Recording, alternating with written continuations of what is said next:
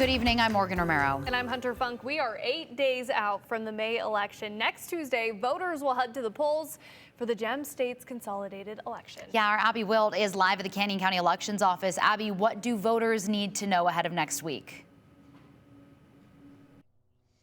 Hunter and Morgan, early voting just actually wrapped up behind me at the Canyon County Elections Office, and Ada and Canyon counties both say it's been a slow but steady turnout so far with early voting, but that is expected with an odd week. Now, Idaho's over 1 million registered voters will just vote on local races next week, no statewide or federal measures. There are 6 races on Ada County's ballot, including the Starfire District levy, which has a $2.2 million on the line, costing taxpayers roughly $46 per 100,000 taxable assessed value if it passes. Also on the ballot are candidates running for the library district trustee positions as well as Eagle Sewer District Board of Directors positions.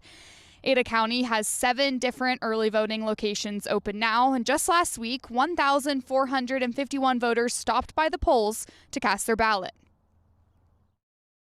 It's actually a little bit more than usual, but it's still very similar with what we've seen in the past in these odd year elections.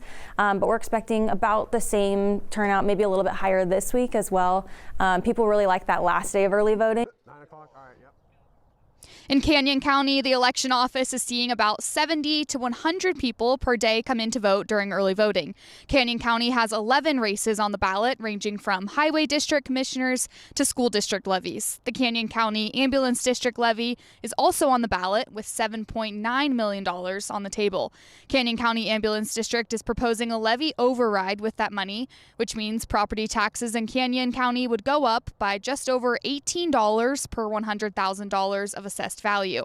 The override would fund the rebuilding of 2 stations, the addition of 1 ambulance, and the hiring of 7 new paramedics if it passes. These are important because depending upon where you live and what taxing districts you live in, this can affect the taxes that you pay on your residential address.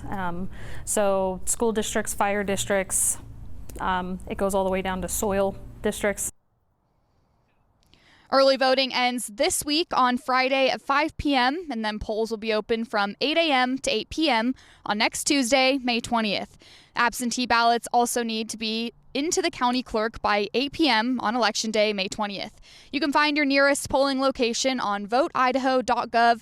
You can also register to vote on Election Day as long as you bring a photo ID and proof of residency to your polling location.